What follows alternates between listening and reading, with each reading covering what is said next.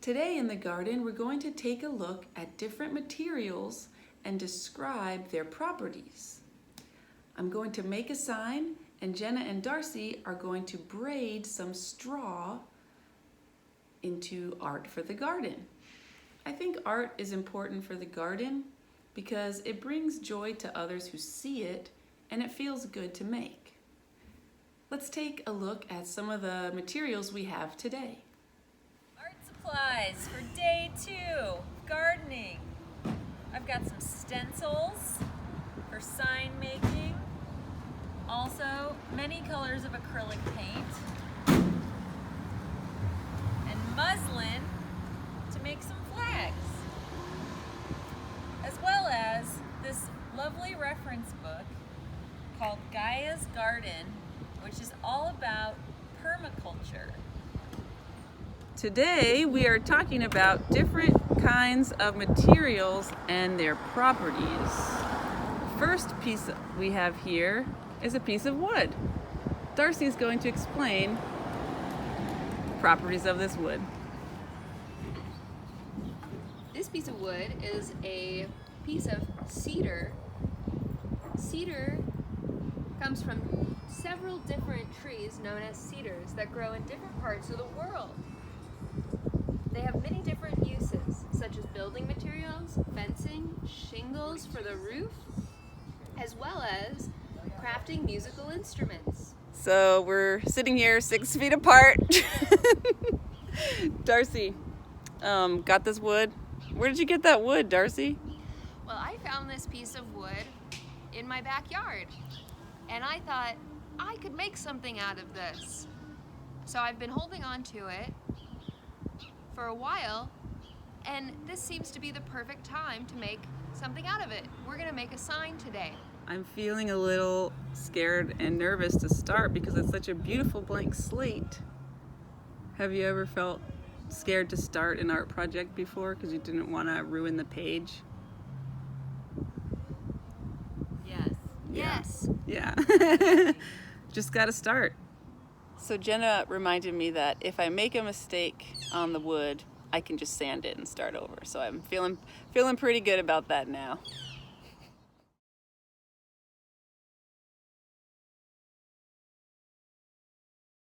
So my inspiration for the title, font, the way the letters look, is actually something I observed one of your friends and classmates, Danny, do.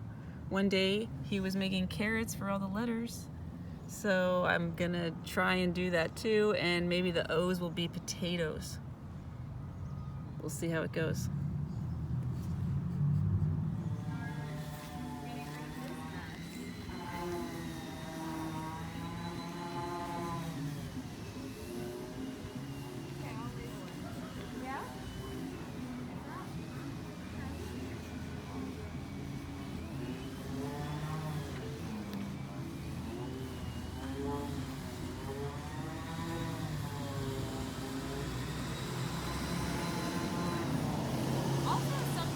Terracotta Yeah? is nice is because it's a material of the earth. If it breaks, you can just let the pieces go back into the earth. Oh, that is great.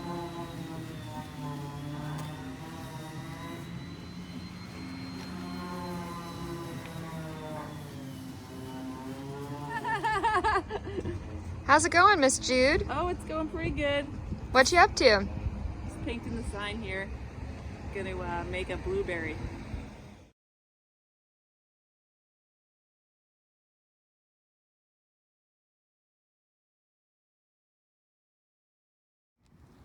The Daffy Duck Chia Pet planter is made of terracotta, which other planters are made of too, like this one. Terracotta is clay that comes from the earth. It often looks like mud. Thanks, Jenna. Yeah. So step 1 is soaking this in water for 24 hours so that the clay can absorb the water needed for the growing process. And we're gonna do that today so tomorrow we can plant the seeds. Got the duck in there. Nice. Gonna fill it with water Alright. next. Cool. Ready, Darcy? Fresh. Pretty.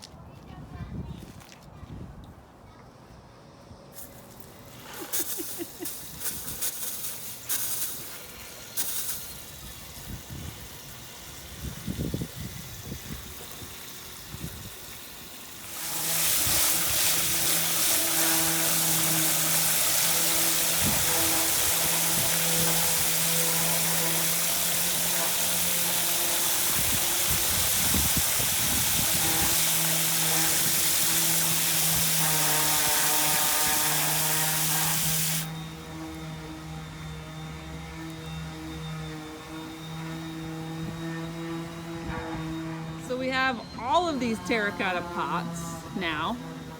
We feel like we got an abundance.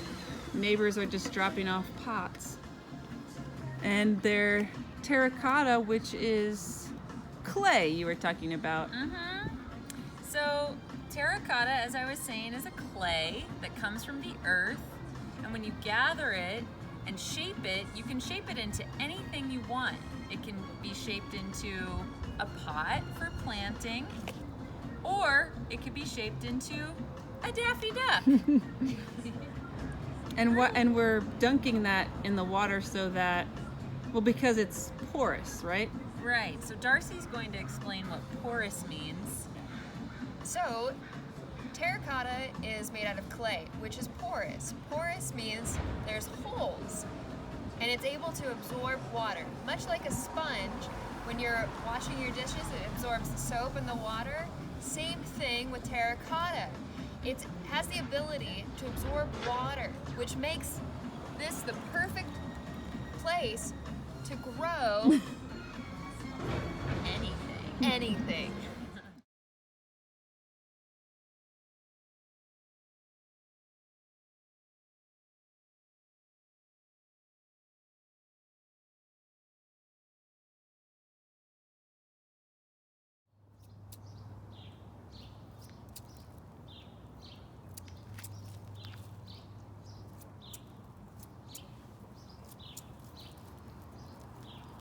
Ta-da!